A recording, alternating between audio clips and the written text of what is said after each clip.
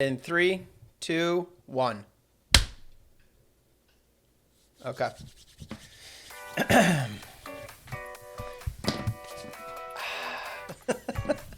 guys already missed my reference, my Mr. Miyagi reference. No, I did. Didn't you just see what I did? I just went like that. I came in and I went just like that. Didn't you see me do that? Right, Didn't see me do shoulder. that. I didn't see it, no. That's right. Anyways, welcome everybody to Bacon on the Rocks. In case you didn't see Chris's little mention there, he was just rubbing his hands together and he put it on his shoulder. Now Eric is... What are you doing there, Eric? It looks like you're waving funny. Wax on, wax off. Or you could be waxing on and waxing off of, putting some wax on the car and waxing some wax off the car, for all I know. But no matter what, everybody, hey, welcome to Bacon on the Rocks. And tonight is going to be a fun night because you know what? We have it all planned for a new but not new show that just came out on Netflix. And it sucked me right in. So I'm very excited to talk about this tonight. And in case you can't already tell from the references that Chris and Eric were just making, it is going to be about Cobra Kai. So be prepared. We're talking about Cobra Kai tonight. Very excited. So a pre-warning. There will be spoiler. We're giving you a warning right now. We're not going to do it right away, but we will be talking about the show more in depth. So there will be spoilers. So if you don't or haven't seen it and don't want to know anything, stop listening. Well, okay. This is the only time I'm going to say this. Stop don't listening in a little while. Wait, exactly. Don't send them away yet. In a little bit. We'll talk for a little bit. Yeah, no, not yet. It probably won't be long because there won't be much to say without spoilers. But we'll talk for a little bit about why you should probably go see it because I think we can all quickly just agree or just agree that we like it. Yes, exactly. So we'll do as much as we can before the spoilers, but then we will warn you. So just pause. Go watch the whole series because it's only a half hour each episode. It takes no time at all to watch it. Go binge it real quick, and you can get back on and listen to the rest and tell us what you think. But yeah, very excited. But before we get going, we got to thank our sponsor tonight. And of course, it's our very trustworthy and very honorable and very, very smart and a great teacher from Uncle Pete's Dojo. Without Uncle Pete, you just got to kick it, according to Uncle Pete. So make sure you check out Uncle Pete's Dojo. Great man there. But before we even get to Cobra Kai, I've got to mention a few things that happened in this past week that just kind of make me a little bit happy. The first thing is, in case you didn't see on our Facebook page, is the skunk capture has started. And I can say at this point, I have still not caught a skunk. And he's happy about it. It has been And he's happy about that. Yeah. No, I'm not happy about it because either there's going to be a dead animal and it's going to smell even worse for a little bit, or there never was a skunk and I wasted 20 minutes of my life trying to put that whole thing up. Well, your prelude into this was things you were happy about. Yeah. I know. I'll be happy that See, it's like a happy, but it's not a happy because you're happy it's like, you got started on it? I'm happy that I don't have to release it. I'm happy I don't have to catch it and then release it because I was afraid that's when I was going to get skunked. And it's like, Eric, it would have been horrible for us at work, especially in the fishbowl. So so I'm happy that it hasn't happened, but at the same time, I don't want this thing under there. Like if it's there, I would just want to get this done. Mm-hmm. So I think my bait might be failing. I put some chicken wings out for it, and I don't think it likes chicken wings. So I've been told to try today, actually. You're trying to catch a skunk, not a chuck. Yeah. Yeah, but chicken, they say, I read online that they like chicken. Okay, I had chicken wings they I made that they like chicken, especially just the wing parts with some buffalo sauce on it. And No, I didn't. I just cooked them al natural. There's no seasoning. Oh wait, no, there is. You're trying to catch orange a skunk seasoning on it. That might be stopping them. Orange seasoning on it? Yeah, orange seasoning. My wife got some orange seasoning of some sort, and it tastes pretty good on chicken wings, just like a dry rub. It's really good, actually. So I've been using that lately, and you know what? I bet you that's why it might be stopping them. So I got to change that. Probably not an Asian skunk. Yeah, they don't like spice. Or any. Well, look at a skunk. It could be a panda bear. I don't know what's under there. Anyways, so there's your update on this whole skunk situation. I'll keep you apprised and keep checking back to our Facebook page and Instagram because once I catch it, I will absolutely share all that with you. And I did shoot video of me setting it up and everything. And actually, Xavier did a good job shooting the video. I was kind of impressed with him. So now I'm kind of scared that he might have to become a video guy. I'm going to deter that as much as I can. Don't do that to him. So anyway, so that's the first little bit of news is we got the skunk thing. The next thing Eric brought up, and this made me so happy because I'm telling you right now, guys, people in Hollywood are listening to us. They are listening to Bacon on the Rocks. And now it's not happened just once. This has happened twice. And don't roll your eyes, Eric. I know you probably already did and I didn't catch it. But twice now, we have mentioned something in this podcast, and now something with either the actor or the cast, something is happening. And this time, just 2 weeks ago, we talked about The Princess Bride and how I watched it for the first time. We did our whole discussion. They are now coming back to, what was it exactly? They're coming. They're like all getting together to like talk about. Talk about the movie. They're doing right? a script reading. Yeah. Exactly. Exactly. I don't even know the news, but we did it. Doing it. It doesn't matter. That's right, because Eric told me and I saw it, and I forgot to look it back up before I got on the podcast. But they are coming back to do a script read, and let me tell you, and you know why? You two know why. No, I like. Okay, nope. I like to take a completely different angle. Is that we're so in tune with what's about to happen that we know what to talk about, not necessarily that we're influencing. I like that. I do. I like that theory as well. Either theory, Bacon on, because before, in case you don't remember, Michael Keaton, we talked about that, and I said how I didn't like him as the Batman. He's not my favorite Batman. Got a lot of people not happy with me saying that, and now he's back to play Batman. I think he's here to prove me wrong that he is a good Batman. So I'm looking forward for when he comes back out and they shoot that movie with him as coming out as Bruce Wayne and helping out. I think the Flash it is or something like that. Yeah, he's just in talks. I think. So, I don't think he's actually signed on yet. Yeah, it's just a rumor at this point, but it's going to happen, guys. We talked about it. It's going to happen. We're in tune with this stuff. Remember what Eric just said? We're in tune with this stuff. We know it's going to happen. I'm convinced. Our finger on the pulse. I'm putting it back. I'm saying it right now. It's going to it's going to happen. I think it's going to happen. I don't think it's not going to happen. So that's my bet. So and there's one thing. 2020 has been, by the way, just a rough year for everybody. We know that. You don't say. I feel this is the best. What's wrong with 2020? It's just been a rough year. Everybody's had a rough time. I get it. But this is the best piece of news that has come out of 2020 so far. And a lot of people are sad about it, and I can't be more overjoyed about this. Is just announced today. A lot of people are sad. Keeping Up with the Kardashians. Chuck loves it. Keeping Up with the Kardashians is done. Yes! I am so happy they are done. So after 14 seasons, the Kardashians are saying there's nothing else we got. We're kind of moving on, and they are done. Now, this isn't to say that they aren't going to come up with some other spin-off TV show of something else they're doing. Which they will. Yeah. Yeah, exactly. They're gonna.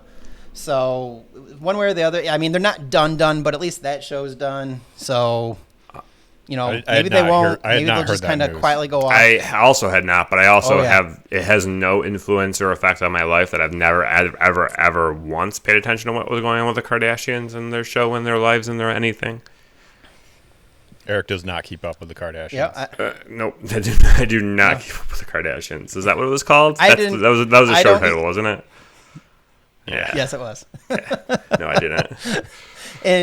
And I never did. I mean, my wife probably watched. Maybe I would give you maybe the first season, and I wouldn't even say the whole first season. She did watch when it first came out 14 years ago, and never watched since. I've never watched it. I just never liked it, period. I'm not a fan of theirs at all. So happy that it's over, though. I don't know why. I don't know why it makes me happy, but it does a little bit. But like I said, they're not done. They're going to come up with something else. They got, Ryan Seacrest producing all these things, putting it together. So it isn't the last we've seen of them, but for that's done. Okay. Okay. Moving on. So happy day. Happy day, Segue. everybody.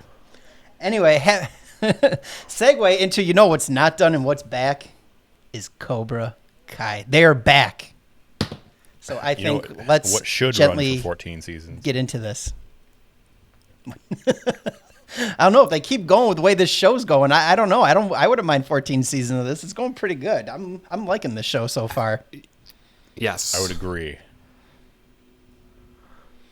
So now, when you guys first, go ahead, Chris. What's that? I was just gonna say before we even get into Cobra Kai, like, what is your relationship with like the original movies? Yeah. Yep. I can tell you exactly where I saw the first one.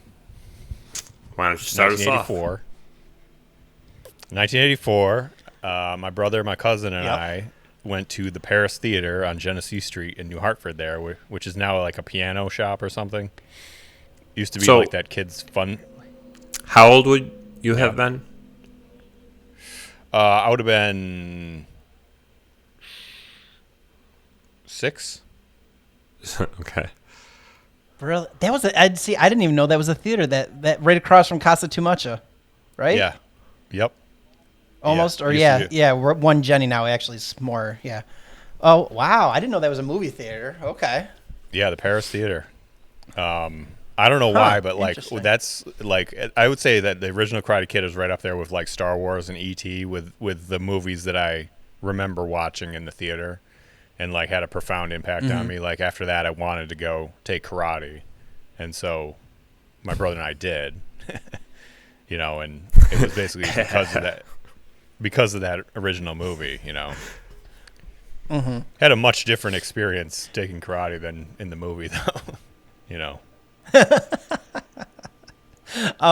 Now, how long did you take karate for? Was it just like a fad, like because of Karate Kid, or did you actually like continue on and enjoy it? I took it basically from on and off from. I'm not sure. We didn't start like right after the movie, like after we saw the movie. I think it was like a couple years or something. And I remember I wasn't old enough. My brother started before me, and I remember it like killed me that I had to go and just sit there and watch him do it, you know. Yeah. And then I would go home and practice like what they taught him and stuff.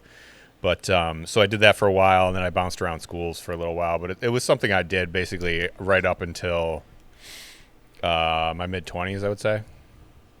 Really? Oh wow. Okay. Yeah. What belt did you Yeah. get? I mean, I would hope black. Probably right. I never actually got a black belt, no. But the school No. I went, Chuck bringing up sore subjects. The school, Sorry, the school that Chris. I did the most time in, they didn't do belts. They just the guy learned.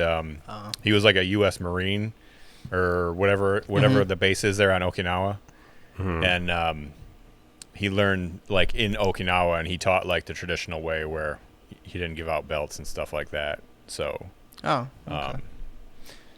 I don't know. It was good times though. Yeah. I would say the first time I saw Karate Kid, so I was born in 81, so I mean I was only 3 years old by when the time that came out.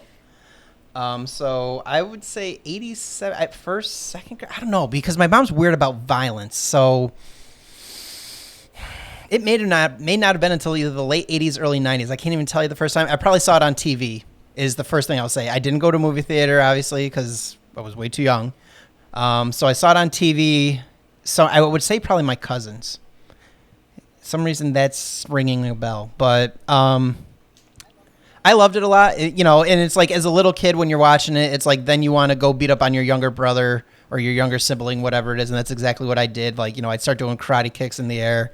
And, you do the crane one that, at the end shot of Karate Kid when he beats the other kid. By the way, so spoilers that was of always my Karate favorite Kid when in we were case you in haven't that- watched Karate Kid. I mean, Which it's we been hope you 30 have years. at this point. If you haven't watched Karate Kid, it's your own fault at this point. We're not worrying about that one. That's your own problem. So, but that's the only move I really wanted to learn was that one. And then the only experience I had with karate is I actually won. I think I won a radio contest, or my mom did, and you could take karate lessons at this place for like a month.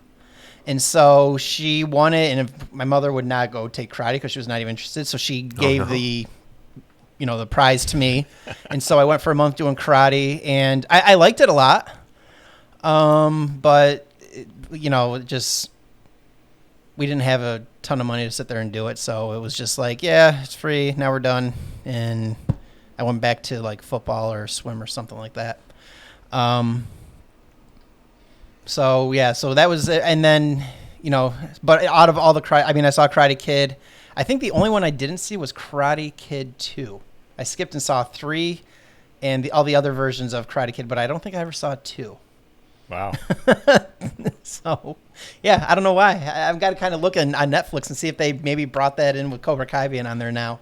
It was there. I'm not sure if it's still to see if I even did see I it. want to say it might be. I want to say that was part of their promotion for it, is that they had the other Karate Kids. Yeah, I think am so, yeah. completely not positive about any of this. I'll have to check that. But I feel like that is part of it. We watched it recently. My daughter watched all the Karate Kid movies, including the one with Hilary Swank, the Next Karate Kid. That's what I was going to talk about. What am I going to talk about now? You can still talk about it. So my abridged experience with Karate Kid is I was born in '86, so I was not alive when the first one came out. I'm like you guys. I was just crawling at that time. I was crawling. I wasn't even swimming yet. I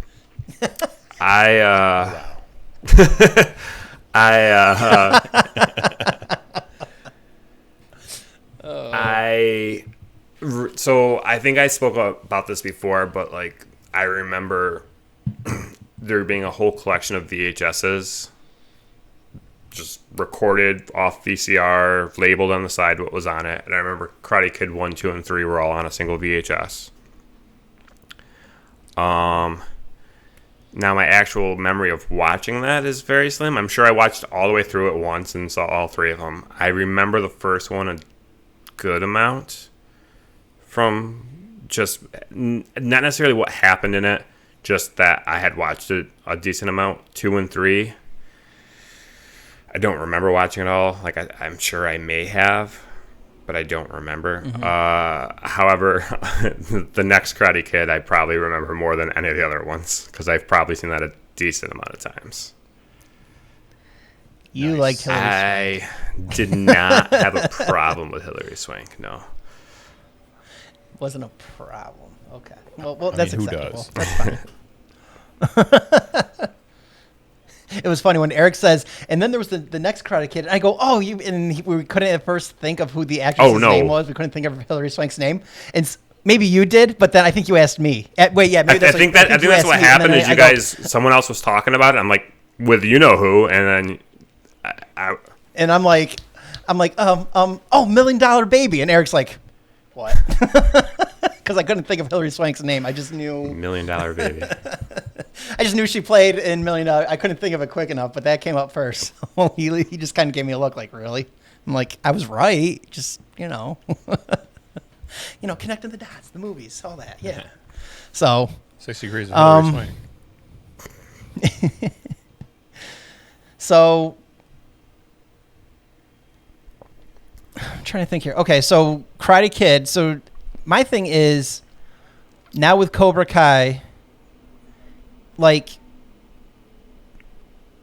I don't even know like where I want to go with that. It's like I'm afraid to get into the spoiler part. I'm not there yet. Okay. So my thing is, okay, Cobra Kai's there. Did you guys, like when you first watched it, like Chris, especially, I think did you have YouTube or did you watch this earlier, like when it was first coming out? I watched it all like 2 years ago when it came out. Okay, so give us like, I mean, because I know you told me like just talking at work and stuff like that when you'd be coming in to do some stuff with the comments. Did you like instantly get like just drawn into it? Yeah. Because that's what I kind of had happen to me. So give me your experience first. Tell me what yours was, if you remember. Well, I paid for YouTube Red. I think it was called YouTube Red at the time. Yes, it was like YouTube Premium or something. Correct. So I paid the $10 a month because I specifically wanted to watch Cobra Kai. Because like, for me, it was like, it answers like a question from one of my favorite series of movies that I've always wondered about movies is like, what happens to these people after the story's done? You know what I mean? Mm-hmm. Like I've always found that fascinating where you watch a movie and then, everything gets wrapped up in the end, but then what happens? Like I've thought about that in a lot of my favorite movies, like from throughout my life. Mm-hmm. And then, so like when they decided to do it with Karate Kid and Cobra Kai, like I was like, oh yeah, I'm on board. It's one of my favorite series of movies. So, I binged the whole season in one day. I came home from work I mean, it's easy to do. Yeah. I mean, you know, Exactly. it's it takes you what, like 5.5 hours or something like that. I think. 10 episodes. Eric's like, Eric just did it, so ask him. So Just season about. 2, I just watched 7 episodes, and it was like 3.5 hours, or less than 3, with the ability to watch a couple at a time and a half. Yeah, and so like and then I went through and watched it again because I liked it so much. You know, I mean, there's some parts that I didn't care for, but the overall execution of it I thought was really well done, and they kind of like the characters kind of ended up the way I would have imagined them, sort of. So it was interesting, but you know, a few surprises in there too. Okay, yeah. What about you, Eric? Like, did it draw you right? Like, when you first saw it, did it draw you right in, or were you kind of like, I got to work into this? So the show was recommended to me by a friend a year ago. Was I that friend? You did recommend it to me, but you're not the one I'm referring to. Shout out, Nick. I did watch the first 2 episodes were free on YouTube Premium at the time that I did end up watching it.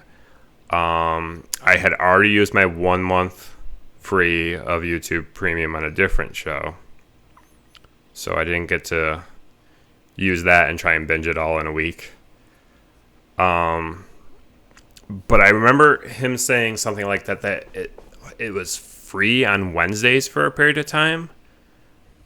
Specifically, Cobra Kai was available on Wednesdays, and you can watch it only on Wednesdays for like a few months or something. And I feel like by the time I got on board with that, it was just ending. And I didn't feel like getting YouTube Premium. I think this was around the exact same time I started getting into like all the Netflix Marvel series. So I was already binging stuff at the time. I'm like, I'll get to that eventually. So it was on my back burner to subscribe to premium YouTube someday and watch it. But then there was news that it was coming to Netflix, and that changed everything. Yeah. Because I already have that, obviously. Yeah. Yep. And for me, it was, I don't know what even drew, because it came out on Netflix. Saw it was coming out on Netflix. I still had not really an interest in watching it. I wasn't like, oh, good, it's coming out. I was like, okay, you know, it might be something to watch. And then I was just kind of looking through Netflix, because honestly, I'm always on my Disney Plus kick. I'm always kind of looking there first. And there wasn't really anything Disney Plus wise. I was like, okay, I've kind of seen what I wanted. And so then I went there, and it popped up as like number 1 in the U.S. or something on the list through there. And I was like, it's number 1.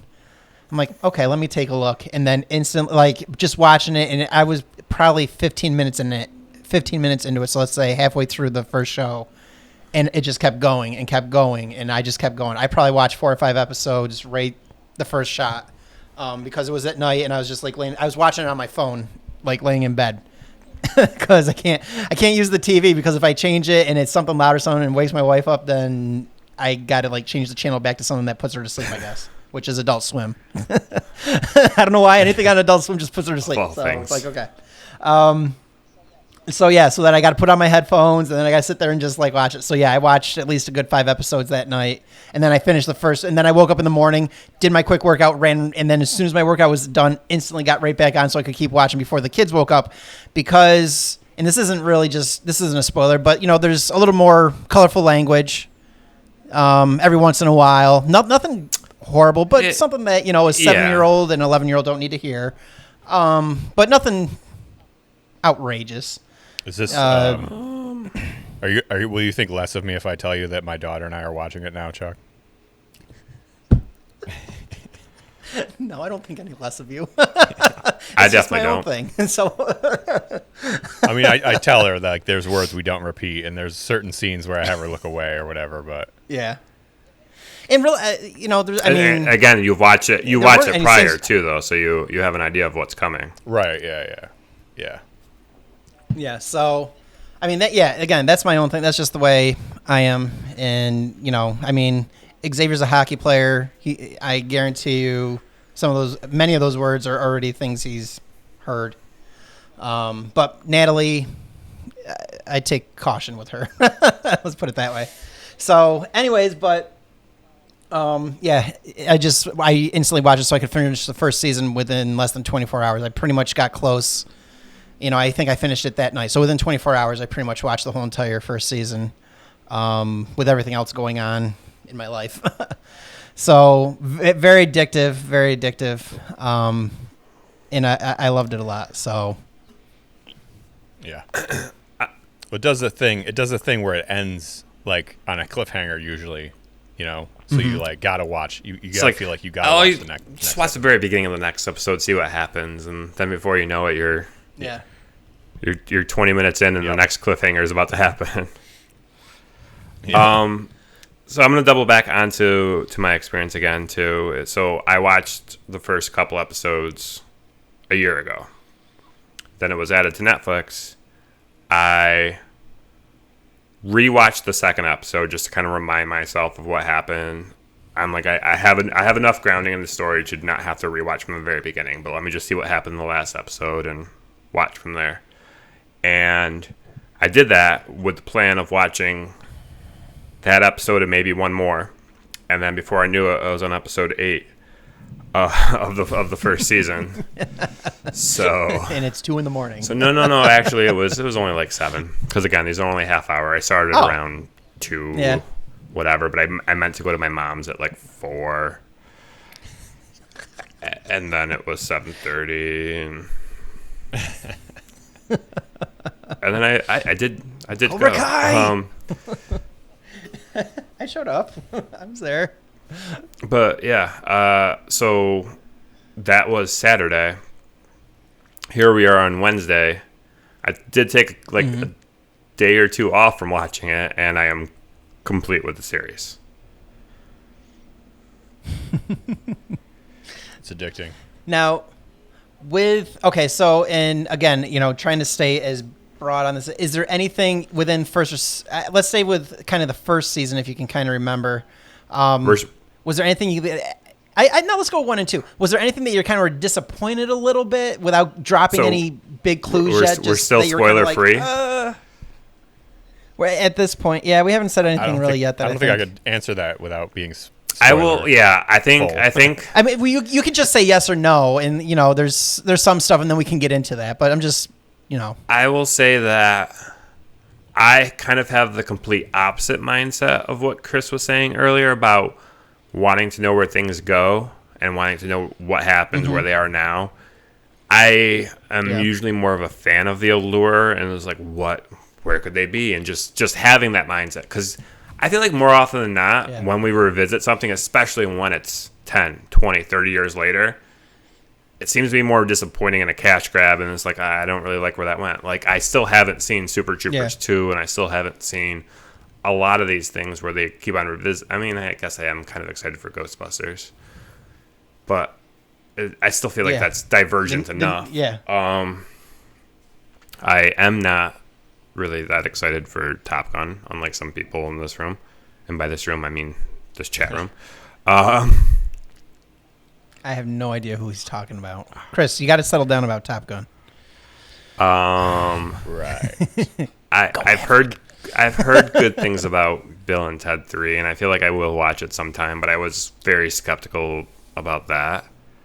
I just feel like when we revisit this stuff so many years later, it's like just playing on the nostalgia for the cash grab, and it's like half the time they don't really have a great story.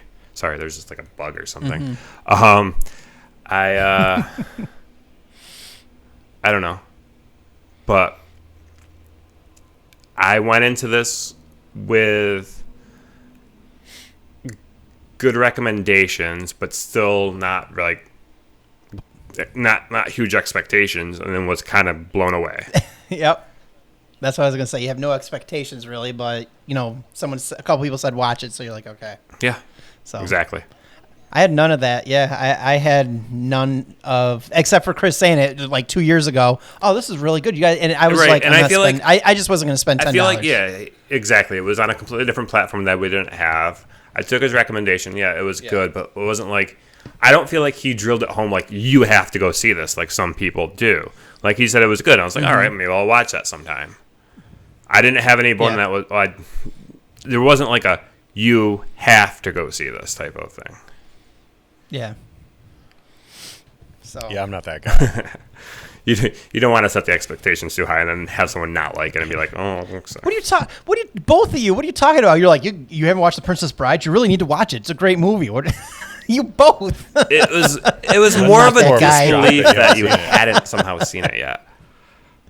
No, I didn't even know what it was about. None of that. So I don't want to even trail back into it. Just, okay. I don't know how much further we can go without spoiling things, guys. Unless there's something else you can talk about. I'll let you.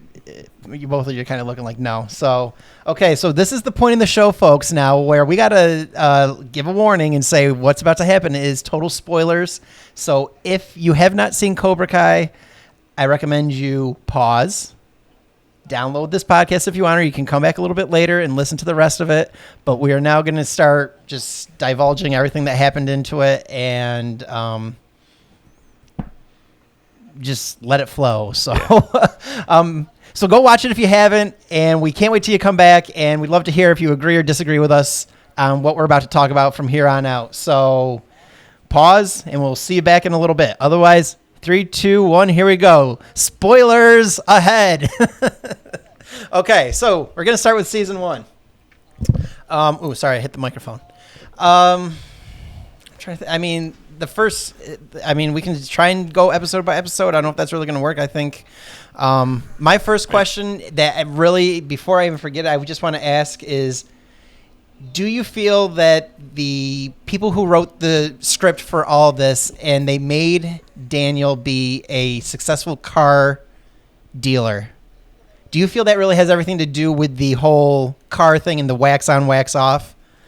Or do you feel there was something like, I'm trying to why is he a dealer? Why couldn't he have been like a successful real estate agent? Why couldn't he have been anything else, in California? I mean, I don't know if they're trying to play to that a little bit. It's like, he had the whole, because a lot of people that's just a really memorable quote, wax on, wax off. And everybody, like Eric, you were doing the hand motions. So it's just like something that's very memorable. Do you think that's why they chose him to be a car dealer? Or am I just thinking way too much into this already? I think it was the inspiration for it. I think it was, I think they looked at it and were like, well, here's a logical choice for what he could be doing now. He had like an interest in these cars back when he was with Mr. Miyagi and that sort of thing. Mm-hmm. And he seems like sort of like got the personality for exactly. sales. He's a personable person, and it's an occupation they can put him in where you're immediately successful and can have good wealth just based on, exactly. Yeah. Yeah.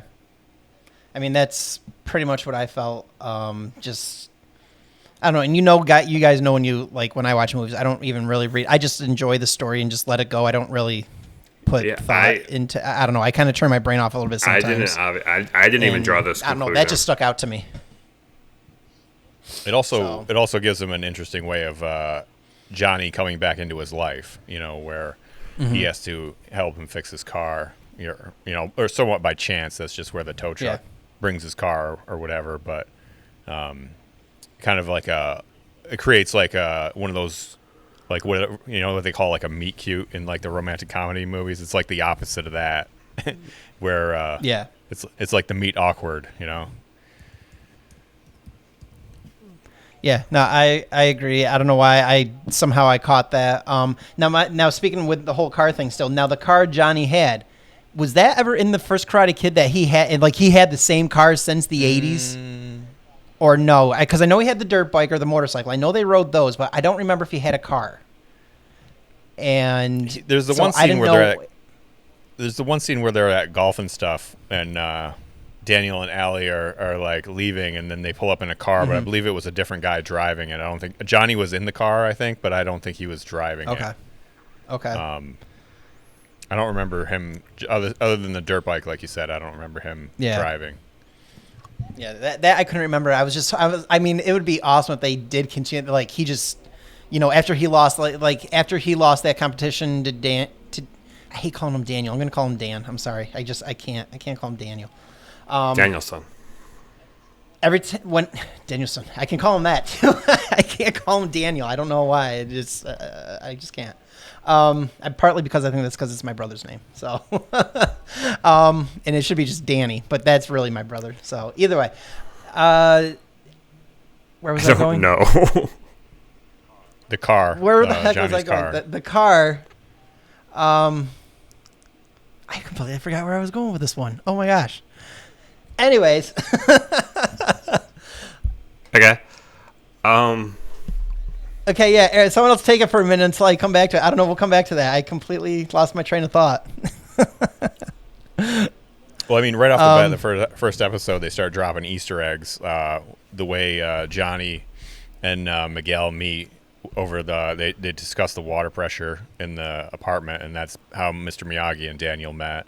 And like, there's a lot of little Easter eggs throughout the whole series like that. I didn't catch that. I didn't know. Wow.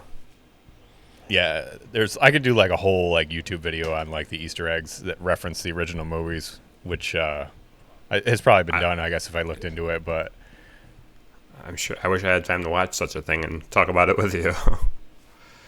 yeah.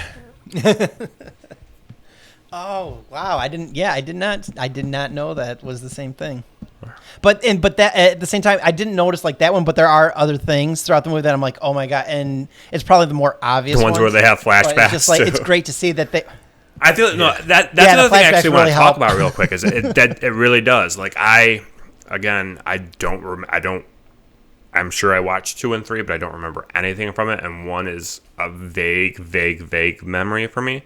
But I love every time like they bring in a character or they reference something, and they'll show you that snippet from the movies, and it's like, oh yeah, I get it.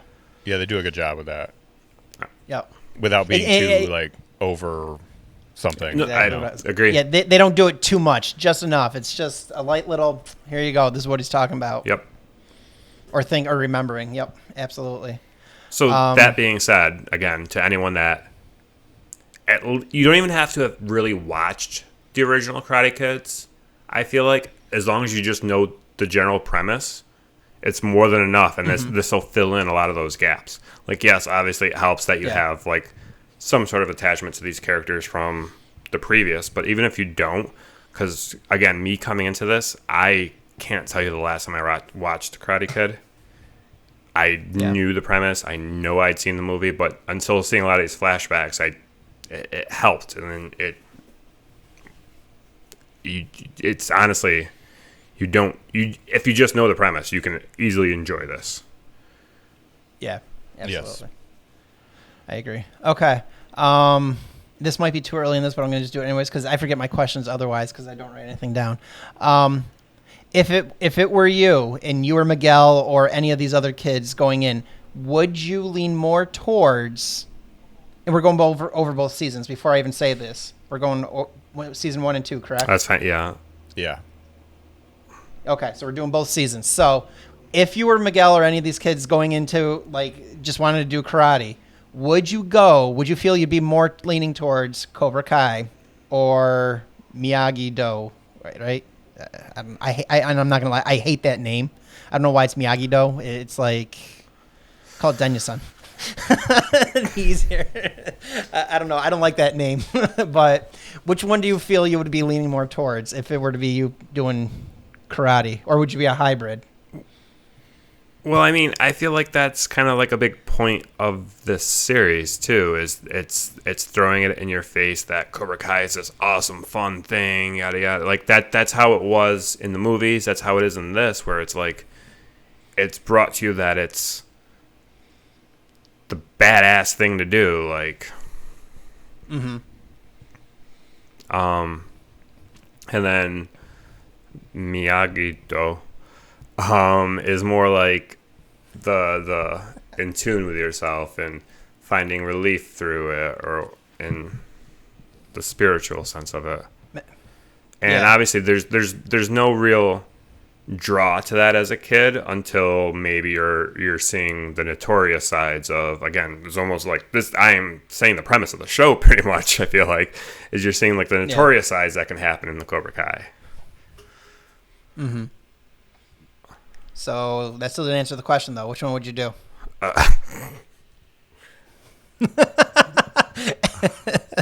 Pick one. You must choose one. I don't know. Like, I feel like Cobra Kai just seems, me thinking about me as a kid, Cobra Kai kind of seems a little intense, but Miyagi-Do just kind of also seems like I'm doing someone else's chores. Like every kid in their felt. Yeah. Like, no, honestly, when they had that one scene where the two kids come in, they're like, "Yeah, we're here for the free karate." That's awesome. That's another selling point. It was free, but they're here for the free karate, and he's like, "All right, well, here, go paint the fence." And they're like, "Oh, dude, you're just trying to get us to do stuff." I knew there was a catch. Mom said there would be a catch here. They're a car salesman, and then they got out. I think that was that was perfect. Yeah. Yeah. That was fun. Okay. So Eric's avoiding the question, Chris. What about you? I would go with Cobra Kai myself. I mean, it's more structured in a way that, like, you could... I know it's just a TV show and everything like that, but, like, you know, there's scenes where Johnny's like, "Oh, we got a class at 4 and 5," and it's like, when do you even go to Miyagi-Do? It seems like Daniel gets up like before his wife does, and he goes over to the dojo, and then people just show up. And then, are we living in a world where nobody has jobs, even like these high school kids? You know, like all they do is just practice karate all day in Mr. Miyagi's backyard. Like, I mean, that's the one thing that's unclear to me is like, it seems like they just. I mean, I realize like most of them are probably like well off and probably don't need a job or whatever. I mean, but, to be fair, he also didn't have like students until over halfway through season 2, so. Right. True. But I mean, it's like, I don't know. I don't get how it works, I guess, is like, you know, when do you show up and like, well, I mean, to that point, I feel like, again, it was for a good portion of the time, it was just his daughter and the kid who works for him. Right. And so it you know, it can be whenever. Robbie. It just happens. And then and then when they finally do take on kids, there was some structure, and here we're doing this tomorrow morning, or we're going here, we're cleaning cars, we're going outside and hang out in the sun all day. Right. I guess it was the summer too, right? Yeah. Yes. I think they said that. They did. Yep. But I mean, summer jobs, you know. Yeah, my thing is like, okay, so Robbie got, well, I don't know. Wait, let me answer the question because I asked you too. So I definitely would be Cobra Kai, but I don't like the no mercy. That's just not in my being to sit there. Like, if you're down and out, I'm not gonna strike you further. That's just not me. It's like, if you're down, you're down. I can't do the final, like, okay, the final blow. It's like, yeah, now you're definitely out. So that'd probably be the only thing. So, but yeah, Miyagi-Do, it's just too meditational, and I'm not a meditational for. It's like action, go. I mean, you see how it is at work when I'm sitting there playing music, Eric. What am I usually playing? Something that's a little more aggressive and fun than like listening to John Mayer that someone else in our office loves to listen to, Courtney. Yeah, that's me. It's like, I just want to. That's my personality. Just go work hard, you know, especially like if they're going to do competitions. Which go hard, live fast, would be strike where I'd want first. to be. Yeah. If I need to. I wouldn't be doing the strike first, though. That's so wait. I wouldn't be doing the strike first. So it's like the 3 things written on the wall. You won't do the first, or you won't do the last. What's the first strike one? First. Strike first. Okay. Strike first, strike hard. No mercy, sir. If it's in a competition, yes. If it's like me just being on the street walking down and just like, it's like, I'm going to punch this guy. That's no. what they're teaching you. This is exactly what they're teaching you. So you're only willing to strike hard. I'm not going to do Miyagi-Do. I told you, mine's like a hybrid. So you want a hybrid. You're like, I'm going to go down the street to that class. You guys have fun. I gotta go between the two, but I don't want to do meditation. I don't want to sit there, wax on, wax off. So you just want to take karate. You don't want to take. You don't want to. You don't want Cobra Kai or Miyagi though. Like honestly, I don't want to be a jerk. I don't want to be a That's- jerk. Why am I going to be a jerk? What? I mean, at the end of the day, that's the whole point of Cobra Kai. To be a jerk? Because if you look at it, Johnny was changing it a little bit. He was trying not to make it Right. that. As it went on, Right. as it progressed, which that would be more acceptable to me. That's fine. I'd be absolutely fine with that. Yes, I subscribe to the Johnny Lawrence form of Cobra Kai, I should Yes. say. Yeah. Right. But at the same time, he was influenced many different times throughout this show, too. Like, it was... He started and he just wanted awesome, badass karate.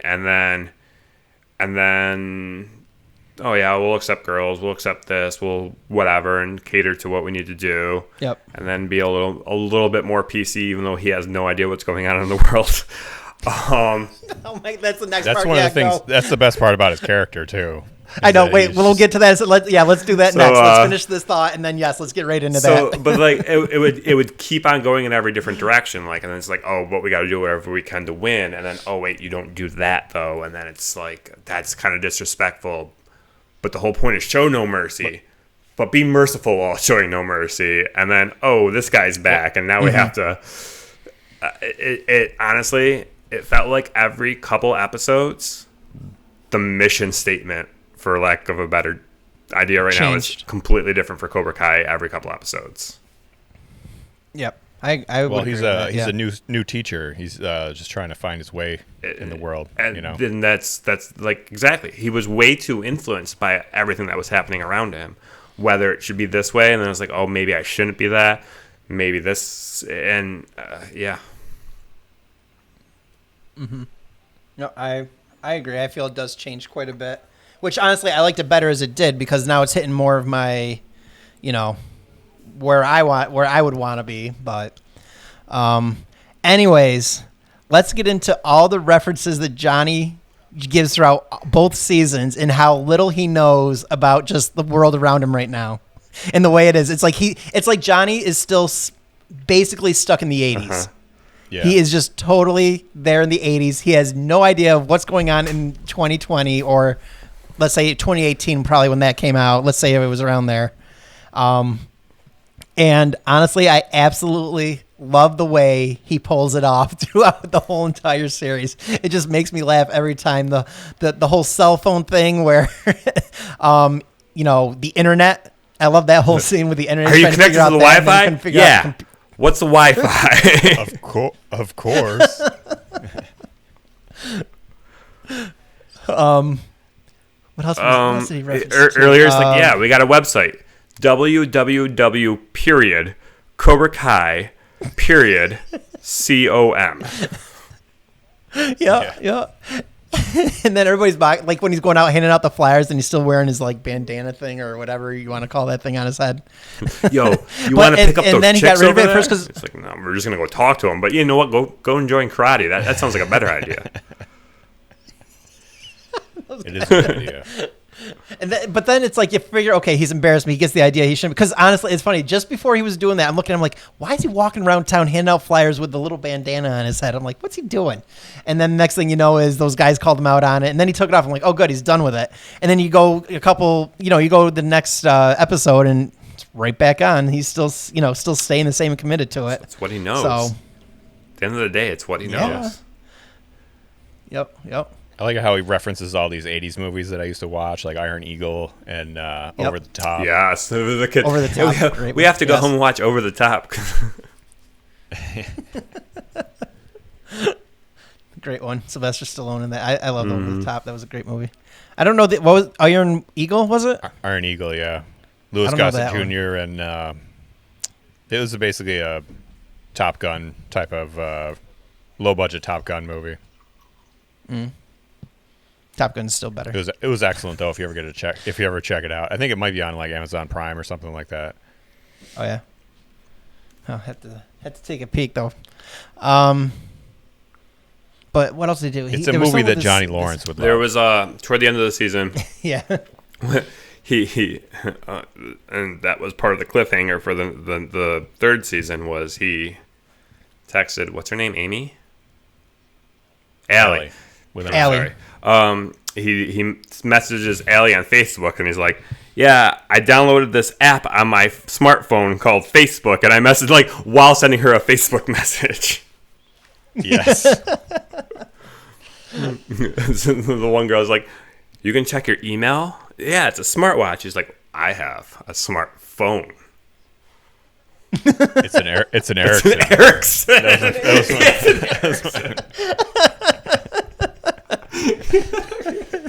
It is. It's a flip phone. He has a freaking flip phone. Which, don't get me wrong, I still love my flip phone. I miss it every day. I do. I miss my flip phone. But He didn't have a flip. No, he was to the smartphone in this scene where he actually had the physical. where he had that, and he Early on he had a flip phone, yeah. but now he did have the the flip phone. Ericsson. Okay. Yep. That's great. So do we want to talk think what about other like references- the story about the children? You know, their children are intertwined in their lives now, and how they mingle together. Okay, how I want to dive into that is that was something that was very interesting about this show to me in general. Is I felt like I could not keep track of who the protagonist was and who the antagonist was the whole time I'm watching this show. Yeah. Well, is there a clear one? Do you think? I mean, by the end, still kind of no. Like, obviously, there's a few people that are sometimes the antagonist.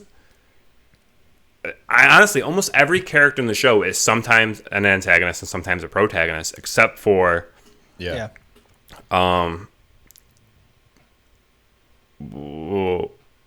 Kreese. Yeah, Kreese is always an antagonist. But even him, Yeah. like, yes, obviously it was very short lived. But he had the end of the one episode where it's like, oh my god, is he going to change his way? Obviously, no, he's not, because he looks like a villain the whole time. Like, there's no way this guy's ever going to be good in this series. But he gave you the one time where it's like maybe he'll turn good. So at the end of the day, he is like, yes, he is the main antagonist, but he wasn't in the series at all in the first season. Well, till the last scene of the first season. Cliffhanger. Yeah. And yeah, cliffhanger that immediately starts off the second season with exactly what was happening. Like I let that play right through. I watched the finale of the first season and then watched the premiere of the second season and was just like, I just watched the same scene for 5 minutes, but I get it. Yeah. I mean, if I hadn't just been watching it, I understand why I would need to. Yep. So yes, he is, and I feel like he is honestly. I feel like there's maybe one other character I would say is never an antagonist in the show. And that is... Gosh, I don't know their names. The one really geeky kid. The one that's a huge nerd the whole time. Oh, Dimitri. Yes. He's absolutely annoying, and I can see why people wouldn't like him. Because he's just way too nerdy, and it's like, well, it's actually this. But there's never a time where he comes off as the bad guy to me. So I feel like he's the only person that's strictly pro. Well, until the end when he starts making fun of Hawk, and then he's like, at the party. Yeah. That's the only time he was But really I don't like. even feel like he was mean. antagonist then. Like he was just more like standing up. Exactly. For himself. He was just letting it all out finally because he's getting picked on and like torn apart by this guy that was his best friend in the first couple episodes of the series. Yeah. Yeah. He made a hard turn. Yeah. He made a hard turn to the dark side. Hawk Yeah, did? Hawk. Yes. Hawk. Yeah. Hawk very much so did. Pinpoint turn right there. Pinpoint 180. But that tattoo on his back, There was that's no sweet. curve. It just. Yep. Yeah. Now, It's a going hawk with what you're saying, with a protagonist mohawk. and antagonist, who? Because like before this was all going on, like people were saying how they feel Daniel LaRusso is actually the bully. A lot of people are coming out saying that he's the actual bully and that Johnny's just a victim of him through Karate Kid and now Cobra Kai. That talking the actually original, Daniel's the right? bully. That's exactly my point. So that's what they did great in the beginning of the series. I feel, the beginning of the series. I feel like is the beginning of the series was strictly through Johnny Lawrence's character, through William Zabka's characters, like what they went through, what he went through, how he got messed up from it, and you're like, I mean, there's been how many other things have you guys watched where it's like a retelling of a story, but it's from the antagonist's point of view? Never. Like I'd never watched Maleficent, but was that more of a how she was how she was good, or not necessarily good, but where you can side with her, kind of like the like Joaquin Phoenix is the Joker. That, yeah. Like this is a deranged guy, and he's a terrible person, and he's killing people, but you feel for him because of what he went through. So it's like you're seeing this villain as the protagonist, basically. And that's kind of how this is set up, is he was the antagonist all along, so he's the villain in your mind, but you're seeing it from his point of view, and you're like, oh darn, like he went through some crap. Yeah. Well, even if you go back and look at the original movie, you kind of like... They have the confrontation on the beach, which is like, whatever. You know, the kids get into fights occasionally. You know, I mean... Johnny was kind of acting like a jerk with the alley and broke her radio and all this stuff, and then Daniel stepped in. They had a fight, and then that was the end of it until the dance when he sprays him with the hose, you know, and then that starts up the whole thing again. But then also Mr. Miyagi came in and beat up all the boys at the Halloween dance as well, so that didn't really help the situation. Right. Well, he came in to beat them all up because he was being outnumbered and cornered too. Right. Oh yeah. Well, yeah, and that's why it's like I look at it. I feel I mean, I can see how Daniel like came back. You would always go back, but Johnny always kind of seemed to start it. You know, like whatever was going on, Johnny started it by beating him up or something like that, and then Daniel responded, you know, one way or the other. But that's I mean, I feel like that's the point. But in the movie, yes, that's how it always came off. But like in this show, he's telling it from his point of view, and it's like, oh, I was doing this, and cause that's what I do. I was flirting with the girl by doing this, and then this kid came out of nowhere and screwed up everything. I feel it's a little more. I mean, at least when I watch it, and again, I would have to watch it again and maybe reevaluate it. But when I watched it when I was younger, I felt it was very black and white. That Daniel was the one being picked on, and Johnny was definitely the bully. This one, they go back and forth, whether Johnny's spray painting, you know, on Daniel's billboard, or Daniel's sitting there and going, it's like, you know, I want to buy this strip mall from you. So, you know, it's like, I'll pay you more than it's worth. And, you know, so that way everybody's rent had to go up. And so that way Johnny would have to close Cobra Kai. Yes. It's more, I think that they're doing it on purpose. And I think they're doing a great job of kind of keeping them both like, who's really the one that's, you know, and to your point, Eric, like really, who's the one that's the antagonist, and who's, you know, it goes back, it just flops. That's exactly the point I'm making. Like, I feel like every episode, I was like, all right, who am I actually rooting for in this episode? Like, who's going to come off as the good guy that I am siding with? And I'm like, all right. Yep. And then they'll immediately go in the next episode and be like, oh, but this is my point of view of what was happening. So it's like, oh yeah, I understand I see where you're coming from. I guess I agree with you because the way you're putting it right now. But when he comes back and says this, I'm like, oh yeah, that's a good point too.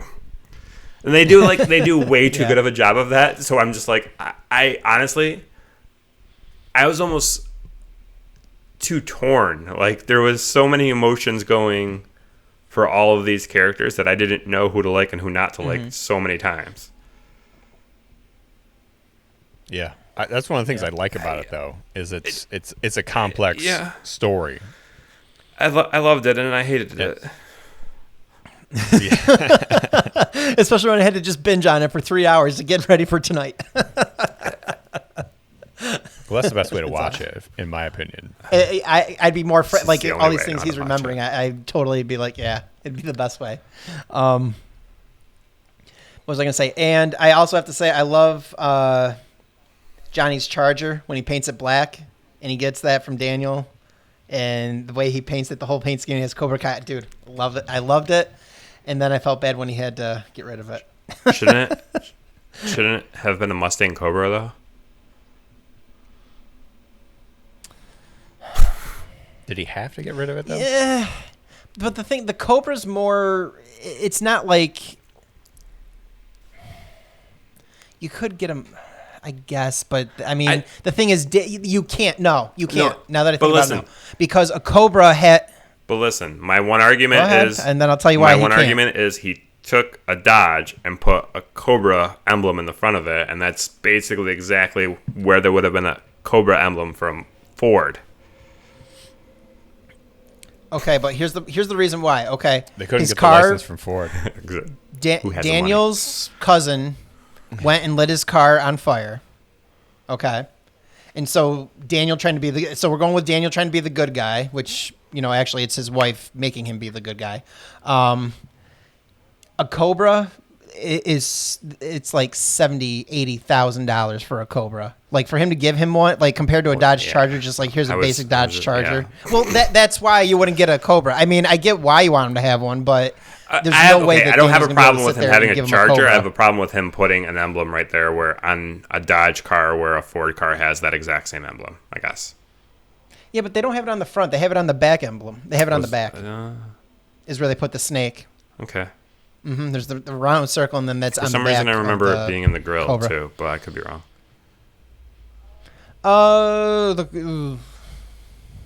I think some do. Yeah, I mean, you're right on that. I don't know what model, but yeah, it's some of that. But it's also on the back. There's like the emblem on the back too.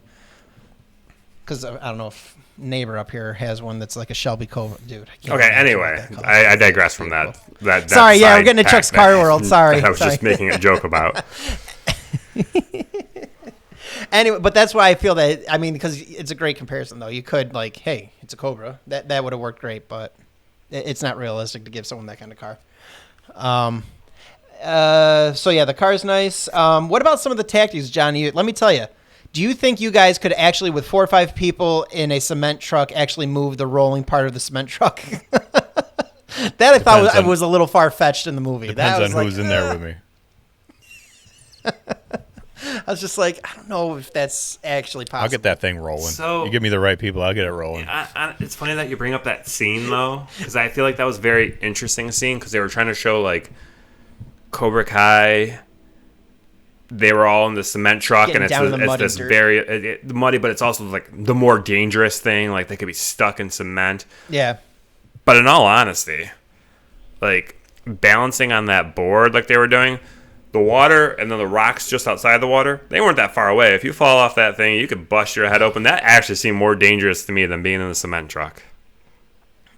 Plus, that koi pond water didn't look real clean. No, didn't Not at all. the daughter make a comment about that? Like when was this clean? Like what? She goes, I just stepped on something. He goes, you're Yeah. fine. You're fine. So, yeah, I agree. But I feel it's far-fetched to think. I don't think you can move it because I really feel that it's on a motor. It's like I don't think you can undo the gear that just lets it roll. Put it in neutral. Yeah, in essence. Yeah, I don't feel that there's a Pop way to it. do that. But maybe there, I don't know. I'll have to talk to a cement professional and see what they say. Because maybe there is. Because you got to roll it one way just to keep it in there, but keep it moving while it stays, moist and everything, so it doesn't solidify in it. And then you reverse it to go the other way to like pour and come out the back end, so that way you can pour the cement. Does Uncle Pete? At least on older Does Uncle trucks. Pete do cement? He might by the next episode. I don't know. I'll have to look into that. We'll ask Uncle Yeah. Pete. Unless someone wants to sponsor us out there, because hey, we'd appreciate it. Anyways, so yeah, the cement truck definitely far-fetched, and then there was something else that I wasn't happy about. See, I should have written it down. Why I have a pen right here. I don't know why I didn't write it down. Was there anything that you guys kind of felt that you were like, I think they could have done a little bit better on this, or they could have like solidified the story a little bit better to make? Oh, I'm sorry. I know what it is. I kept getting confused of how long they were, like how months went by. Like you would watch an episode and then it's like months went by. It's like you would see for the Halloween dance, like, okay, you would see like decorations around. and stuff like that. And then all of a sudden it's like, you know, either Christmas or it's like, you know, there wasn't a clear timeline to me, I feel, because months would go by when we got to the next episode. Exactly. Not well enough. Yeah. Similar to the first movie, I would think, like, because the tournament takes place in December traditionally, right? Or at least it did in the original. I don't know if there was some sort of reference in the series that said it. I don't know. Yeah, I'm not sure. But I didn't really. I didn't have a hard time following it myself. So no. I don't know. That was one. I don't know. For me, I seem to. I don't know. It seemed like they were in summer when the show first started out and all this was going on, and then all of a sudden you see like Halloween decorations, and they're going to the Halloween dance, and then it's that, or it's like, you know, the girl broke up with all these boys like so fast, and she was already with another boy within like 5 minutes. It's like, really? I mean, can you not like? That's what. Those are the little things that I'm just like, wow, man, she moves fast. Holy cow! It's like, it's really? High school. Yeah. Who, the daughter? That's it. Yeah. Yeah. I don't know. I guess she wasn't really with Robbie the first season, though, was she? No. No, it was Miguel and that kid that he she was beat with up. the other kid. Kyler. Kyler. That's a name. Yes. I forgot about Kyler. Yeah. Yeah. You never saw Kyler after that beach party that he showed up to, and he was intimidated. He was intimidated when he saw he moved, and then just bounce. Miguel and see ya. Yeah, we could go to another part of the beach for your birthday. Just kept driving. And lost one of the friend group, or lost the girls there because they both stayed, and one was completely flipped. All of a sudden, she's like, "Yeah, don't make fun of people and be friends." And yeah, that was a little weird. It was. I know, and then it's like what, and then that one. I thought it was hilarious that she got a front wedgie so bad. I'm sorry. I laughed. I was like, what's she going to do? She's going to beat her up? It's like, this girl's got no chance against this football player's daughter, whoever she is. And then they do that instead. I was like, oh, okay. I didn't see that one coming. So, and I guess she'll never live that down for whatever reason. I don't think she dated him for very long, though, right? It didn't seem like it. They were just getting together, and they went out a couple times. They were just starting to, yeah. Yep. Yes, Tyler, but that's just it again. Saying? It's like you don't know. Yeah. I mean, because the setup was they just started talking, and then she quickly learned that he was being a bully, and then ended up falling for the guy that he was bullying. Was being bullied. Yeah. Once he learned how to kick some butt. Cobra Kai style. Mm-hmm. Interesting flip the script there, though, on the original. It was I guess Miyagi-Do that had to learn to fight with the bullies, and now it became Cobra Kai. Yep. Wait, what was that point? And then, like in the original movie, Daniel's the one having the problem with the bullies with Cobra Kai.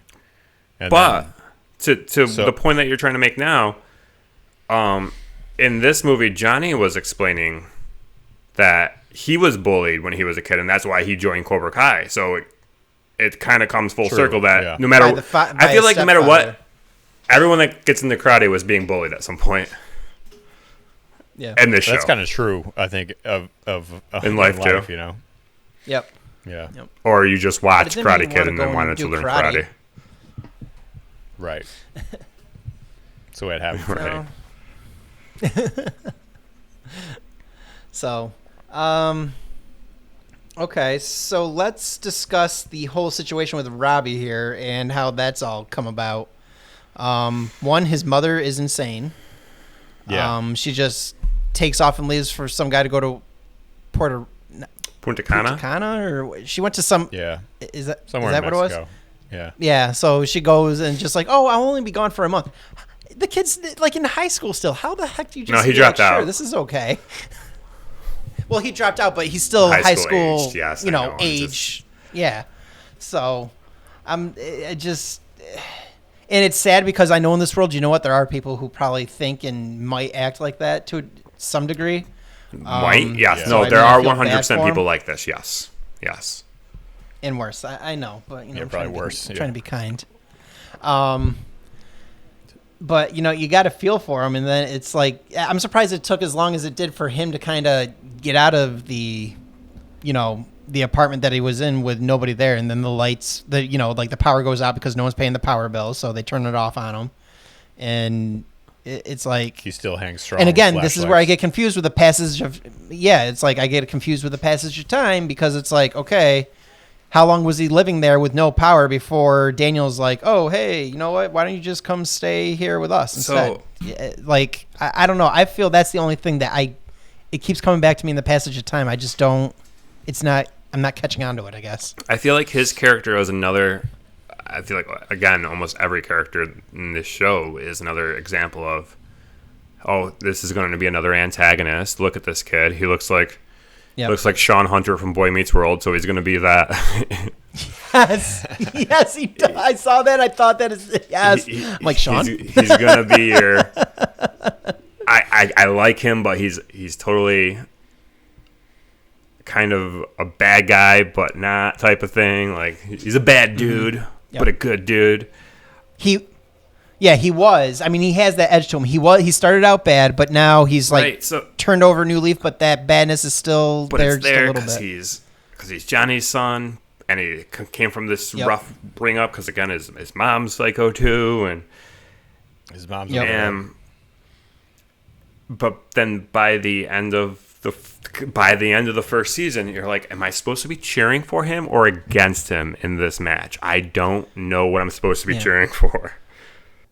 I mean, and I was disappointed in Daniel that he wasn't there. Like back, it's like I couldn't leave some kid. Like even if he made me mad, and I was not happy with it, it's like to come to this. You're training him to go to this like championship thing, and you just leave him. And I'm not happy that all of a sudden Daniel's like, okay, you face it on your own. You're all by yourself. Just keep going. And then all of a sudden it's like, okay, fine, I'll help you. And then he's like there for the last bit of the fight, and it's like, really? The kid's done great without you. Why are you going to sit there and just like show up now? It's like, no. I didn't like that. He has a dislocated shoulder, and he goes in there and he's like, all right, I'll take care of this. medic. And that's what I was waiting for. I was like, he's not going to do the Miyagi move. I'm like, he's not going to do it. And then all of a sudden it's like, medic. I was like, good. That was great. Good. That was great. Yeah. That was funny. That was very well played. So sticking, Chris, were you going to say something before I go to the next part? Were you going to say something about? You look like you were going to say something. I think I was, but I don't remember what it was. Oh, okay. Well, I'm still sticking with Robbie on this, and this is going to bring us right to the very end of season 2, and a big spoiler coming here. Speaking of time jumps, what? Me? We just went from the end of season 1. Now We're going to the end of season 2. Well, because it's still about Robbie, and we were discussing like, is he good? Is he bad? Where is he in this whole thing? With what happened with him, I'm going to try and keep it a little vague for people in case they're trying to still listen, but I'm going to keep it vague. Do you feel with what happened with him and Miguel at the end of season 2 that Robbie is bad? Because Miguel kind of yielded and said, okay, you know what? I'm going to, he like had him down on the ground and he's like, okay, fine. But then he yielded and then Robbie took care of him kind of, or is he good or bad on that? But when you're in the predicament that he was, does he understand that Miguel yielded? Or is he just seizing the opportunity to strike back in the fight that he was in? I don't think it was take advantage of this kid that stopped beating me up. More of a, here's my chance to sway the momentum of this fight that I'm currently in. Yeah, I agree with that. I don't think see it was that, but an intentional. Go ahead. I don't think there was any malice or malicious intent on his part. I don't think it was him taking a cheap shot. I just think it was him trying to win a fight that he was, in his mind, still currently in.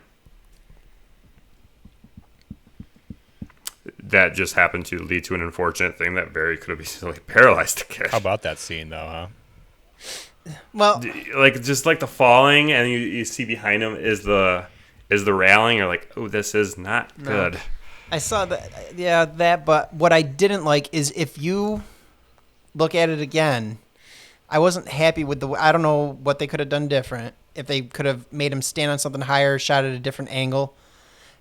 And maybe they shot at the wrong angle. But when you look at the bar or the railing that was there that he supposedly flipped back, he would have like hit and gone backwards over. His back, it was so far high on his back, you wouldn't have flown, I feel. When I looked at it, I go, no, that you wouldn't have done that. He would have like. So you're saying going over? He wouldn't have. First off, going over. He wouldn't have gone over the railing that he went over. It was like almost chest height, but at your back, where that's not enough to sit there and make you like flip over backwards.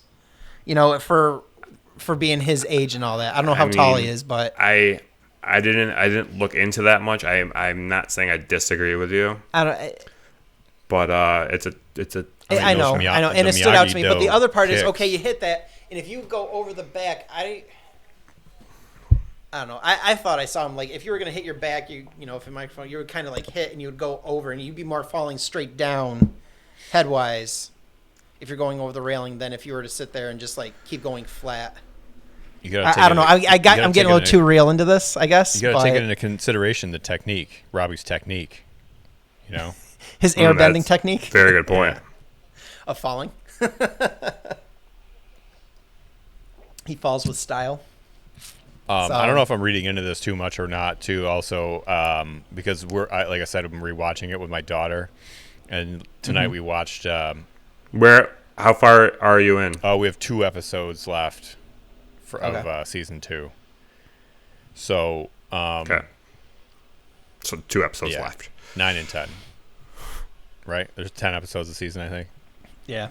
Yeah, 9 is such a great episode. I love 9. There was so much good resolution on stuff, and everyone's getting along, and I was so happy. And then I had to watch episode 10 right after, and it was. And then everybody hates each other again. and then S hit the F. But we watched the episode where they're in the woods or whatever, and there's the scene where I think Hawk kicks Miguel into a tree, and he goes flying backwards, and he hits his back into the tree. I don't know if that's like a foreshadowing thing or if it's just a coincidence, you know. Oh, didn't think of that. Yeah, I felt it was. Yeah, I guess I watching it a second time through. Yeah, the way he kicked him though, I was kind of like, okay, now it kind of felt a little more movie-esque and just like very wired and like a Matrix-y type kick. Like he got him, and it's like he's like turning sideways, and he hits the tree, and he comes down. I kind of felt that was a little bit too Matrix-y for me, and not real, but. Still, that I didn't think of that. That's quite a good observation there. And then, like, what are you speaking of? Since you sort of brought it up, Chuck, the fight scenes. What do we feel about the fight scenes in these? Are they like action packed? Are we enjoying them? I think it's just enough. It's not over the top. I will. But I feel that overall it's good. That I keep on stepping on, even though you asked Chuck directly, I wanted to step on his toes so many times in that question. I feel like I was expecting a lot cheesier.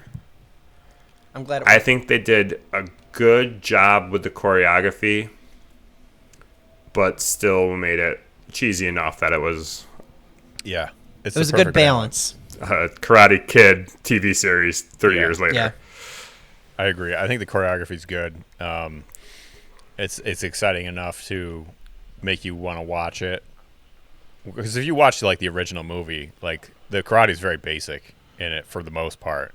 You know, especially what Daniel's doing. You know. Yeah. And then. You know, it's. I wouldn't say it's on par with like a Jackie Chan movie, but it's in that light, you know, like it's in that same spirit of choreography where it's not just one guy punches the other guy and then the other guy punches, you know what I mean? Yeah. It's more like a choreographed dance. Yep. Which I enjoy. No, I think it's just enough. It's a good balance. It's not too much. It's not too over the top, but you know, it's a little, which again, here comes my whole time thing. It's like you look at like Miguel, who knows nothing to defend himself, and then within a year he's already a black belt and he's fighting in the championship thing, and he's the best in the area in karate. This is where my whole time situation same with thing Daniel happens. in the original, you know. Chris, don't ruin this for me. Anyways, I don't know. See, and that's just it. I don't like. I like movies just to be the way they are. I don't. And that's like what annoys me. Like when I watch a movie with my wife or something like that, and she's just like, "That doesn't make sense. It happened too." I'm like, "Just go with the movie, go with the flow." And now I'm listening to myself. I'm like, Now here you are. Yeah, I know. Well, I'm being critical about. Like honestly, I wouldn't have said anything like that. But because we're really kind of talking about it more, that's the only reason I'm getting critical about it. I mean, that's every like It's for the pod. That's every sort of like fighting movie ever, though. You know what I mean? Like Yeah, the one I know guy, it is. starts out, the hero starts out, and he's not as good as the villain or whoever, and then he's got to train more, and then in the end he overcomes him in what is really an inconceivable amount of time. You know, like you would need, the majority of us would need way more time to like learn a skill to say like, you know, especially with Johnny and Daniel. You know, Johnny had been doing it for years, and Daniel had just done it a couple of months. 5 minutes. Yeah. Whereas That's like how the bad Cobra, Johnny really is. Yeah. like the Cobra Kai kids and Robbie hadn't been doing it at that long, but then like the other kids in the tournament, I would imagine had been doing it for a long time. So Yeah. Yep. I agree. I know. I'm. Yeah. the Being one a kid in the little more critical. semifinals was pretty good. Yeah. The one that wanted to talk about world peace and all the things we need to do to be nice to everyone and love everyone. And too. But I was just like, okay, I want to beat him up. Cobra Kai, strike. Attack first. Now, what about and it's like, I only know her. I don't know if you two recognize her from any other shows, but the Miguel's girlfriend. Daniel's daughter? Not Daniel's daughter. It was the next one. not Daniel's daughter, the other Tori. one. That was the roller skate. What is it? Tori. Tori. She actually is from the Disney Channel on a show called Jessie, and she was also on another Disney. Yeah, because my kids watch it. This is the only reason I know, because my kids would watch all the time, and I had no other choice. And then there was one other Disney show she was on, which was a spinoff of that first show. Is it Hayden Panettiere? No, I forgot her name. No. But anyways, like I was like watching, I look at her, I go, I recognize this girl, and I couldn't put my finger on it. And she, in all the other shows she's been in, once I finally figured out who it was, she's just a very bubbly, sweet kind of. She had blonde hair, so she played a little ditzy. Really, like she came from like, you know, her mother was like a fashion model and her dad's like a movie guy, so they're like millions and millions of dollars and all that. So she's like this clueless girl, and now she's like in this. And to watch her, I thought was interesting because, you know, just like how she changed from that kind. That's the last time I ever saw her. I haven't seen her really do anything else. So this is like one of her first more adult roles, and I thought she was pretty good, especially being, you know, how she acted like towards the daughter, which I can't remember the daughter's name. I keep forgetting it. Sam. Sam. Oh, Sam. Yeah. So, I like the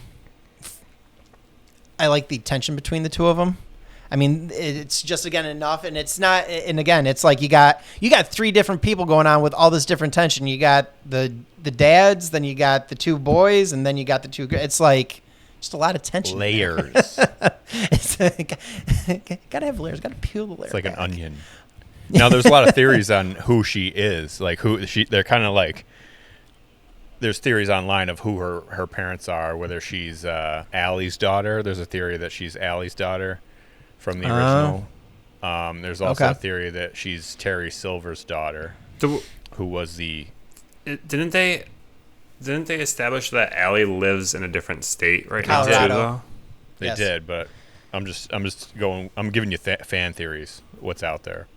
What was the other one you were saying? I'm just trying to debunk these fan Terry theories. Silver is the guy who was in the third movie. He was the guy who was like ahead of Kreese. You know, he was like the guy that gave Kreese all the money to run Cobra Kai or whatever, and he hired Mike Barnes to fight in the tournament against Daniel.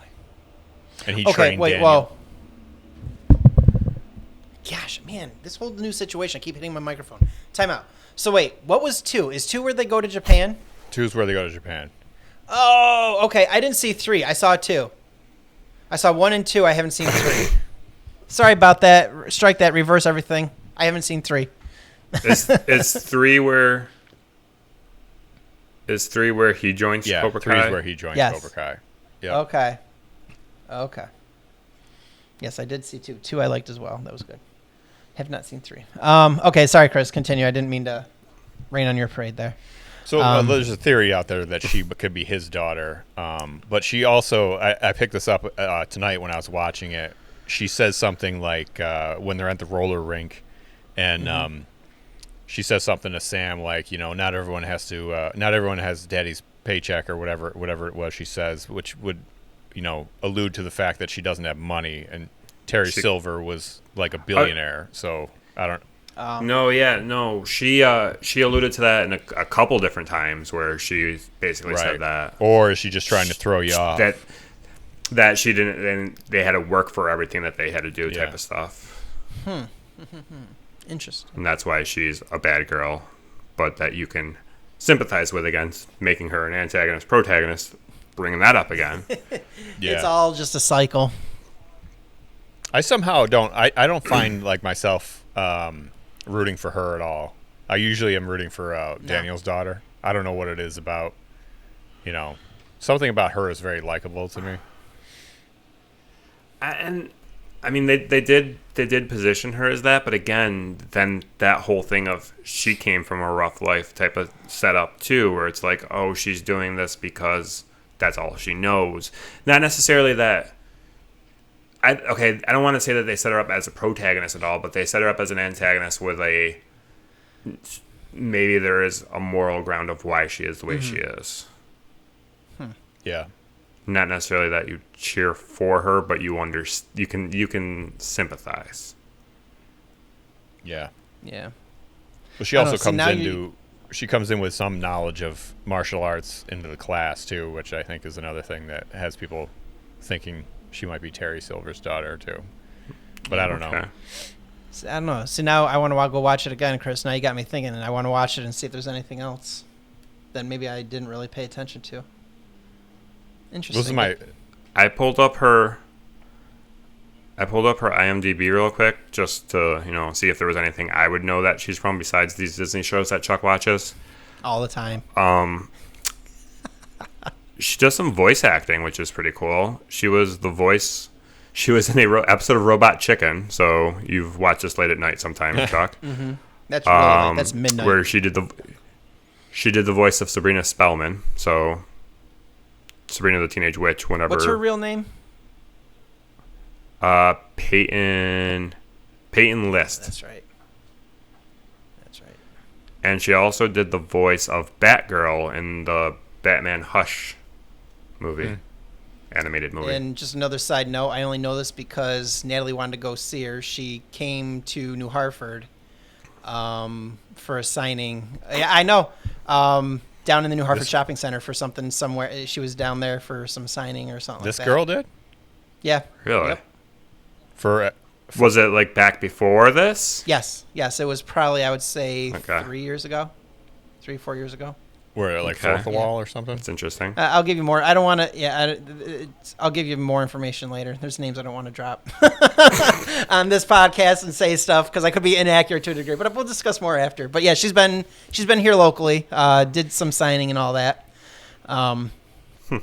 Yeah. So yeah, Natalie wanted to go, and I just didn't go because honestly, I didn't know till it was too late. Again, just like with my buddy there. Sam X. Which remember you told me about, Eric, that he was in town and I was mad. So, anyways, so I guess one of the obviously season 2 ended on a pretty big cliffhanger where Allie accepts the friend request, right? Mm-hmm. So then there's speculation if she's going to be in season 3 or not. Yeah, I just saw that too. I mean. Yeah, I would imagine. If not if they get to a season 4, if it's not that next, then the one after that. Because, to randomly come from Colorado just to come see Johnny, here's another fan theory I'll throw out there for you guys. Is that they say she is a, pediatric surgeon? Yeah, something like that. Yeah. Oh, I think I read Oh. the headline of this fan Yeah. theory So before I even knew what happened in the show, and now that you bring it back to my mind, it makes sense. She's going to be the doctor or something that works Miguel. on Miguel and saves him essentially. which That's seems definitely plausible. That's actually Yeah. a really good one. Yeah. Yeah, that makes sense.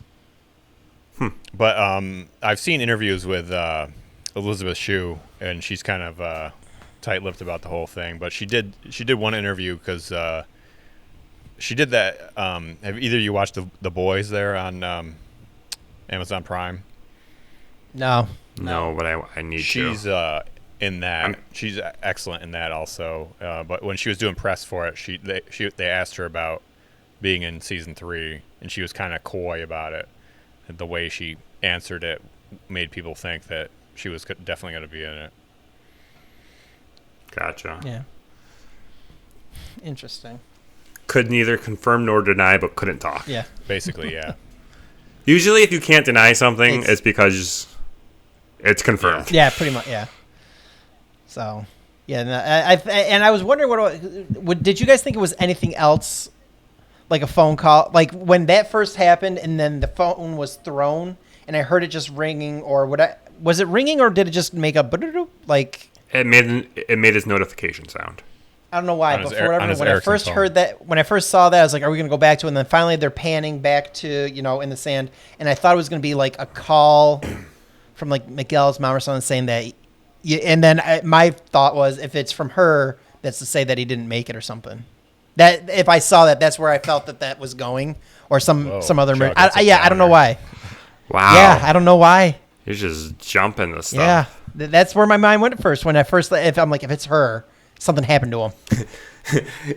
You're telling us your theories on What what could have if happened if it was something that way. didn't Yeah, actually yeah. happen. Wow. That's some deep cuts, I know. Chuck. I know. Thanks. You're welcome, guys. You're welcome. No, his mom isn't talking to him. I know, right she's now, mad so at she him. definitely wouldn't have called either. She wouldn't have called. I then, know, though. but that's the first thing where my mind went. I don't know. What can I say?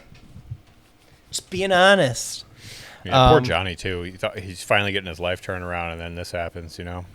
Yeah. Dude, episode 9 is just like, look at them. They're getting along. He's got a girl. This is all good stuff that's happening. Everyone's having a good time. That's Johnny's kinda like- not allowed to have good good. things are happening. That's Johnny kinda- can't have there's good. It's been- always got to be broken. Yeah. There's been a few times in the series where you kind of get the idea that like, hey, maybe Johnny and Daniel can get along. They're not all that different after all. And that When he took out for the test drive, and then they went to go get a Right. few drinks, and then they started Yeah. talking, Right. and then that one at least quickly turned around. Like this one, they were out on what ended up being a double date on accident, and having the best time, and the handshake at the Yeah. end, and it's like, yeah, we're not that different. Let's not make this a thing, but we can be friends, or we can be at least sociable. So and then their kids got to go and ruin it. And then the next episode happened. yeah, and now the question now is that Johnny has handed Cobra Kai back over to what's his face, and he basically What? took it. Didn't even hand it over to him. He basically Yeah, he took didn't. it. He didn't. Hand it? I just changed. Did you watch not the just episode? hear me change it? I go basically he took it over. So No. Not basically. Not Anyways. basically. and He took it over. he took it over. I'm He's a sorry. bad guy. Yeah. Do Johnny and Daniel now get together and make Miyagi-Do something where they then are going to be facing off Cobra Kai, and it's just going to get more tension between them? I mean, I feel like that's where it's Yeah. leading.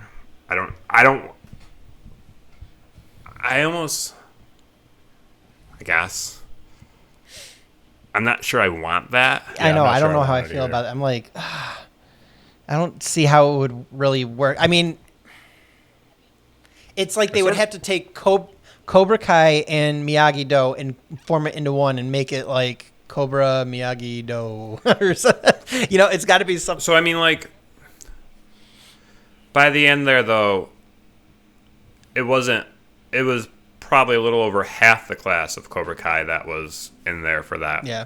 early morning, late night session, whatever was happening. So he still got his his other core students that follow him to the T. Still, like he's still got Aisha and that little whoever that whoever little else thin matter. kid is. I don't know who he is. Dude, those little kids, Those those little kids, when they fought, I was just like, oh, look at them go. Yeah, that was hilarious. Yeah, that was funny. That was funny. I sort of feel like the writers are too smart to do like the team up thing. Like I feel like I think it'd be too early. Something more's got to develop for that to happen. yeah. I mean, I give this show credit. A lot of times I think I know where things are going, and then they don't go at all where I'm going. And again, I guess that leads back to the whole protagonist-antagonist thing, because it never sticks to what I think it's going to. I agree 100%. Yeah. Which, again, is great, but it hurts sometimes, too. Yep. So, okay. Well, you know what? I think if you have not seen Cobra Kai, you either now know 95% of what's going on, and you should go and watch it now. Or hopefully, if you're back, I hope you enjoyed watching the whole series, and that, we'd love to hear what your thoughts are on what we've just discussed here with Cobra Kai. It's a fantastic show. You can catch it on Netflix. It's still there. If you haven't seen the originals, I mean, those are definitely something to catch. I know definitely 1 and 2, 3. I think I might be right after this going to watch that if it's on Netflix, I hope, and catch myself up on that, because I can't believe I never saw 3. So I'd like to literally he can't believe it because he thought he saw it. Yeah, I thought I saw it, and I didn't. I saw 1 and 2. So we'd once again like to thank our sponsor, Uncle Pete's Karate Dojo, and make sure to kick it with Uncle Pete. And you can catch us on Facebook, Twitter, Instagram, YouTube. Make sure to watch the video. You can definitely see us there. Let us know your thoughts. What do you think about Cobra Kai? Where do you think things are leading? What do you feel you'd want to see in maybe even season 3? Did they give us a launch? Did they say anything about when that might be coming out? 2021. Which is super Just 2021 for now. Okay. Yeah. So, so you got some time. But just other another than reason that, 2020 sucks. guys. No, it's good now. Remember, the Kardashians show's over. It's great. We love, it's on the downturn. It's on the upturn now. We're going back up. Everything's gonna start getting good now. I can feel it. Anyways, Tell that to the people in California. crossing my fingers. Except for the people in California right now with all those fires. Yeah, stay safe out there. Thoughts and prayers. It's insane out there. Yeah, all from Baby reveal or something. unveiling. Yeah, Gender baby reveal. gender unveiling or whatever. Oh, dude, it's unfortunate. California. So stay safe, everybody out there, especially in California. Eric, Chris, thank you very much. This was our most in-depth, I think, really, on anything we've done. That was quite in-depth conversation. So looking forward to season 3 in 2021. And everybody, thank you very much for listening. I'm Chuck, Eric, Chris. Thank you so much. Have a good rest of the week, everybody. And we will see you next week for another episode of Bacon on the Rocks. Cobra Kai.